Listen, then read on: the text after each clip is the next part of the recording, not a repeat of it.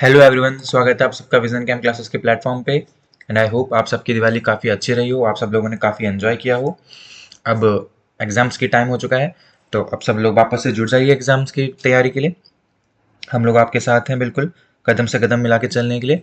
जो भी आपको हम लोग मटेरियल प्रोवाइड करा रहे हैं, आप बिल्कुल भी ये ना सोचें कि हम लोग हमारी प्राइस कम है या फिर हम लोग जो फ्री में मटेरियल दे रहे हैं वो सब इसलिए दे रहे हैं कि हमको आपको देना है। वो सारी स्टैंडर्ड बुक से बनाए गए मटेरियल है, और जो भी क्वेश्चन है वो बिल्कुल हम लोग एनसीईआरटी पढ़ते हैं, और जो लाइन हमको लगता है कि उसमें से क्वेश्चन सपोर्ट हो सकता है हम लोग आपको देने की कोशिश करते हैं। ठीक है, तो अच्छे से पढ़िए, चाहे वो फर्स्ट ग्रेड की वैकेंसी के लिए आप पढ़ रहे हो, चाहे सेकंड ग्रेड की वैकेंसी के लिए पढ़ रहे हो, चाहे आप असिस्टेंट प्रोफेसर के लिए आगे जाके तैयारी करेंगे। केमिस्ट्री में हम लोग आपका पूरा साथ दें। ठीक है, तो आज का ये जो थर्ड वीडियो है ये हमारे थर्ड मॉड्यूल पे बनाया है हमने। पहले दो मॉड्यूल बना चुके हैं हम लोग। जो मॉड्यूल 1 था आपका वो किसके लिए बनाया था हमने? इनऑर्गेनिक के लिए। जो मॉड्यूल 2 था वो बनाया था हमने ऑर्गेनिक के लिए, और जो मॉड्यूल 3 है वो है हमारा आज का फिजिकल केमिस्ट्री। ठीक है, इस तरह से आपके तीनों मॉड्यूल हो गए प्रीवियस ईयर क्वेश्चंस के, जो कि किस पे बेस्ड है? फर्स्ट ग्रेड आरपीएससी की फर्स्ट ग्रेड वैकेंसी एग्जाम के ऊपर। ठीक है, तो फिजिकल केमिस्ट्री की बात करें तो ये आपका सिलेबस है। सीनियर सेकेंड लेवल पे आपके 3 चैप्टर हैं। सॉलिड स्टेट, सरफेस केमिस्ट्री साथ दे रखा है उसने, सॉल्यूशंस और थर्मोडायनेमिक्स। इसमें से सरफेस केमिस्ट्री, सॉल्यूशन और वेरी इंपॉर्टेंट थर्मोडायनेमिक्स, ये तीनों चैप्टर क्या है? काफ़ी इंपॉर्टेंट है। ठीक है, ग्रेजुएशन लेवल की बात करें, chemical dynamics, electrochemistry, enthalpy and entropy. Enthalpy and entropy ये थर्मो में आ जाता है, ये भी काफ़ी इंपॉर्टेंट है। आपका केमिकल काइनेटिक्स भी इंपॉर्टेंट और इलेक्ट्रोकेमिस्ट्री भी इंपॉर्टेंट है। ग्रेजुएशन के तीनों लेवल क्या है? काफ़ी इंपॉर्टेंट है। पीजी लेवल की बात करूँ, काइनेटिक्स एंड कैटालिसिस, इसमें Michael Menten equation, acid base catalysis, ये आप आगे सिलेबस में देख लेंगे। अगेन इलेक्ट्रोकेमिस्ट्री दी है इसने, इसका आगे का पार्ट दिया है सेकंड का। ठीक है, और फिर क्या लास्ट में आपसे थर्ड थर्मोडायनेमिक्स, इसमें किसने क्या दिया है? तो यहाँ पे थर्ड लॉ दे दी है, जूल्स लॉ दे दी है। ठीक है, तो इसने इस तरह से क्या किया, देखो थर्मोडायनेमिक्स यहाँ भी आ रही है, यहाँ भी आ रही है और यहाँ भी आ रही है। इलेक्ट्रोकेमिस्ट्री यहाँ आ रही है, यहाँ आ रही है। केमिकल काइनेटिक्स यहाँ भी आ रही है और यहाँ भी आ रही है। इस तरह से जो आपके तीन इंपॉर्टेंट चैप्टर हैं, देखिए एक तो केमिकल काइनेटिक्स है, एक थर्मो है, एक इलेक्ट्रो है। नंबर ऑफ क्वेश्चंस देखिए, 9 9 7 10 11 11 7 6 5, तो ये तीन चैप्टर तो काफ़ी इंपॉर्टेंट है, जिसमें से आपको मेजरली क्वेश्चंस देखने को मिल जाते हैं। उसके बाद दो लेस इंपॉर्टेंट चैप्टर है, वो आपके सॉल्यूशन और सरफेस केमिस्ट्री। ठीक है, और फिर बाकी टॉपिक्स में से एक या दो क्वेश्चन देखने को मिल जाते हैं। एक आपका क्वांटम केमिस्ट्री है, ये सिलेबस में मेंशन नहीं है।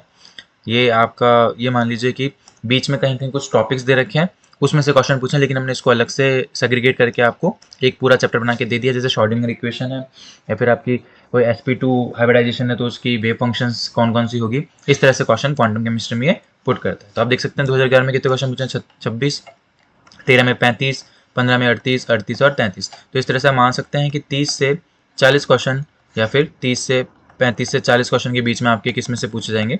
फिजिकल केमिस्ट्री में। तो मैंने आपको पहले बता चुका हूँ, सबसे ज़्यादा मेजर पोर्शन किसका है? आपका ऑर्गेनिक का, जिसमें से 50 से 55 क्वेश्चन पूछे जाते हैं। उसके बाद 35 से 40 क्वेश्चन फिजिकल के, और साथ में इनऑर्गेनिक के। तो ऑर्गेनिक सबसे ज़्यादा आएगी और फिजिकल इनऑर्गेनिक लगभग समान आती है। ठीक है, तो आपको फोकस करना है पूरी ऑर्गेनिक इन रिएक्शंस पे।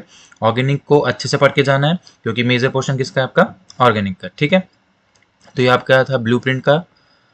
वापस हम लोगों ने वही पाई चार्ट में आप यहाँ से भी देख सकते हैं कि 38% कौन आया? Thermodynamics, 35% chemical kinetics. तो मेजर पोर्शन इन तीनों ही चैप्टर का है। ठीक है, ये 2013 का है, ये 2015 का है, ये 2018 का है, और ये 2022 का है। ठीक है, उसके बाद सेम मॉड्यूल में हम देंगे, फिर आपको पता ही है पैटर्न। जैसे फर्स्ट चैप्टर है केमिकल काइनेटिक्स, तो आपको सिलेबस मिलेगा, वही आपको 5 साल में कहाँ कब कितने क्वेश्चन आए वो मिलेंगे, और उसके बाद आपके ईयर वाइज क्या मिलेंगे? आपको क्वेश्चंस मिलेंगे, और लास्ट में क्या मिल जाएगी? आपको आंसर की। ठीक है, तो ये आपकी कौन सी मॉड्यूल है? Module number 3। आप लोग ऐप पर जाके कोर्स परचेस कर सकते हैं। RPSC first grade previous year question नाम से हमने कोर्स लॉन्च कर रखा है। इसकी प्राइस हम लोगों ने 39 रखी है। ये मिनिमल प्राइस है, फिर भी अगर किसी को लगता है कि ये प्राइस ज़्यादा है, वो अफोर्ड नहीं कर सकता है, तो वो कमेंट सेक्शन में पर्सनल मैसेज करके मुझे बोल सकता है। हम लोग कोशिश करेंगे कि उसके लिए इस प्राइस को थोड़ा कम कर सकें। ठीक है, तो ये आपके तीनों मॉड्यूल हैं।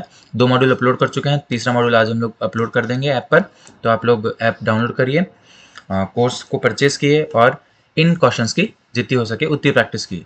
टोटल क्वेश्चंस लगभग अराउंड कितने बन जाएंगे आपके? 700 टू 750। ठीक है, तो ये क्वेश्चंस अगर आपने कर लिए तो आपको एक बेसिक आइडिया हो जाएगा कि फर्स्ट ग्रेड में आरपीएससी किस टाइप के क्वेश्चंस पुटअप करता है। ठीक है, तो अब रही इनकी बुक की बात, तो देखिए एनसीईआरटी तो आपको छोड़नी नहीं है, ये मैं शुरू से बोल रहा हूँ। एनसीईआरटी पे तो आपको फोकस रखना है। एक दूसरी बुक आती है आरपीएससी जो जिसको लिखती है पीएसपी, पूरी शर्मा पठानिया। ठीक है, काफ़ी इंपॉर्टेंट बुक है, सीधे सीधे आपको एग्जाम्पल्स देखने को मिल जाएंगे इस बुक में से।